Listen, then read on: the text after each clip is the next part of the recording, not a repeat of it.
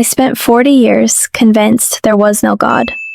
I believed faith was for weak minds, that reason and science explained everything. I was proud, confident, and blind, until the night my newborn daughter's skin started turning blue. I watched her struggle for air, and suddenly, all the answers I thought I had meant nothing. For the first time in my life, I prayed. I spent 40 years thinking I had all the answers, that life was measurable, predictable, and that God was a concept for those who lacked reason. I built my career on logic, science, and evidence. I trained my mind to dismiss what I could not prove. I looked at religion with polite skepticism, thinking I understood Islam, Christianity, Judaism without ever reading their sacred texts. I lived in San Francisco, went to top schools, graduated with honors, worked long hours in a hospital where colleagues laughed at belief and prized empirical evidence above all, and I thought I was content. I had money, status, respect, a loving wife, a comfortable home, and yet deep inside there was a quiet unease I had ignored, a shadow of fear I convinced myself was irrational. Then the night my daughter was born with a heart defect, everything I believed came crashing down. I watched her small body struggle for oxygen, her lips turning blue, monitors beeping warnings that I couldn't solve. With my intellect, I was a doctor, trained to save lives, and suddenly I could do nothing. I felt an emptiness more terrifying than death. Panic gripped me in a way my rational mind could not analyze. I found myself walking without thought to the hospital prayer room, a place I had never imagined entering. I stood there, silent, overwhelmed, the weight of helplessness pressing down on me, and for the first time in my life I spoke to God. I didn't know the words. I didn't know the rituals. All I could say was, "Please, save my child," a simple plea from a heart that had never acknowledged anything beyond science, and in that moment, something inside me shifted. A crack appeared in the wall I had built around my soul. I realized that even the most rational mind can crave hope when confronted with the fragility of life, and that my arrogance in dismissing faith had blinded me for decades. I began questioning everything, every assumption, every prejudice I held against Muslims, against God, against prayer, and in the days that followed, I searched through books, religions, philosophies, trying to reconcile my mind with the fear and love that my heart had suddenly discovered. I read everything from philosophy to psychology, from Christian texts to Buddhist teachings, but nothing resonated. Nothing offered the clarity I needed, until one evening, exhausted and desperate, I opened the Quran, not to prove it wrong, but to understand it, and as I read, the words unfolded with a logic, a clarity, and a depth I had never encountered.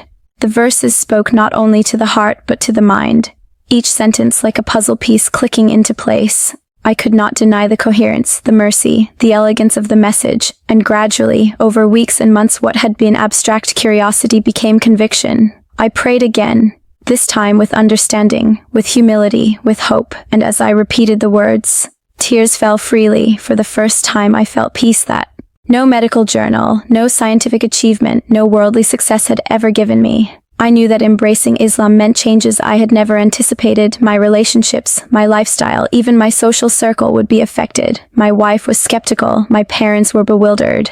Colleagues raised eyebrows, friends questioned my sanity, yet the inner certainty was undeniable. A calmness replaced my former arrogance. A new purpose emerged, guiding every decision, every thought, and while my journey was only beginning, each day confirmed that the truth I had been blind to for 40 years was real, beautiful, and life-changing. As the days passed, I began to notice subtle changes in how I perceived everything. Even the simplest moments took on new meaning. The sound of my daughter's breath, the warmth of sunlight on my hands, the quiet of my study at night, each small detail became a reminder of something greater than myself. I spent hours reflecting on the emptiness I had carried for decades, all the pride in my knowledge, all the reliance on reason alone, all the dismissal of faith. It seemed suddenly so fragile, so incomplete. I started to feel the weight of lost time. 40 years spent blind to a truth that had been available to me all along. I wondered how many people like me went through life thinking they understood the world while ignoring what was right in front of them.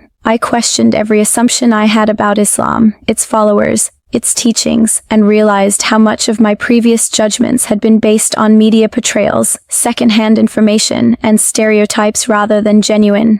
Understanding, I began to meet Muslims, not the caricatures I had imagined, but people who were sincere, kind, and logical in their faith.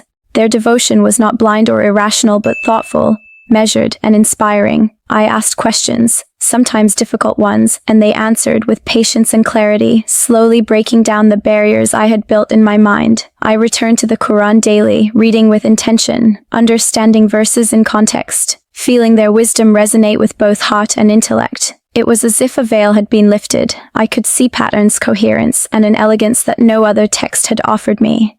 The scientific, logical part of my mind began to recognize the depth of its reasoning, while my emotional self felt a profound sense of peace. The combination was intoxicating. Unlike anything I had experienced, I knew this journey would come with sacrifices. And they came sooner than expected. My wife was unsettled, questioning why I was changing. My parents were shocked, unable to comprehend why their son, trained in science, logical to the core, would embrace a faith they had barely understood. Friends grew distant, colleagues whispered, and for a moment, the loneliness was overwhelming. But each time I prayed, each time I read, each time I reflected, the inner certainty grew stronger. The feeling of emptiness that had haunted me for decades began to dissolve, replaced by clarity, purpose, and hope. I began to understand that Islam did not ask me to abandon reason, but to expand it, to embrace not only what can be measured, but what can be known through reflection, experience, and submission to a higher truth. This realization was revolutionary for me. A doctor trained to trust only what he could see. Suddenly trusting what was revealed felt like the most rational choice I had ever made. I began integrating prayer into my daily life, initially awkwardly, unsure of gestures or words, but gradually with intention and understanding, it became a source of strength, a center of calm amidst the chaos of life. Even my practice as a physician changed. I began seeing patients with a new perspective, recognizing the fragility of life, the unseen struggles each person carried, and the importance of empathy alongside science. Every encounter became an opportunity to practice patience, compassion, and humility.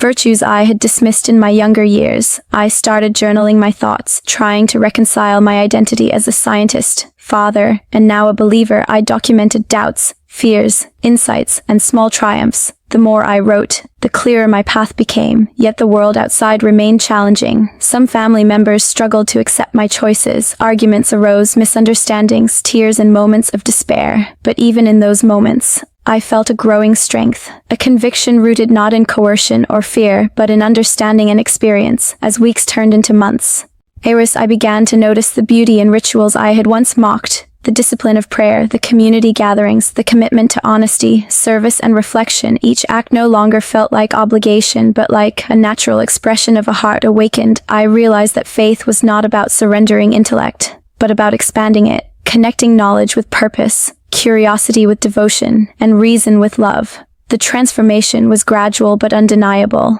It changed the way I approach science, ethics, relationships, and ultimately, my perception of life and death. I had spent 40 years blind, convinced I had all the answers, and yet in a single moment of desperation, a prayer whispered in a quiet hospital room. My eyes were opened. The journey ahead was long, filled with challenges, sacrifices, and adjustments, but it was the path I had been searching for all along. I could feel it in every heartbeat, in every breath, in every act of reflection, and in the quiet moments alone at night. I knew that nothing I had experienced in 40 years of disbelief could compare to the depth of understanding, peace, and purpose I was beginning to feel. Islam was no longer an abstract idea, but a lived experience, a logic that appealed to the mind, and a beauty that touched the heart. I knew the road would be difficult, that embracing this truth would cost relationships, comfort, and certainty, but the cost was worth it because the gain was life itself.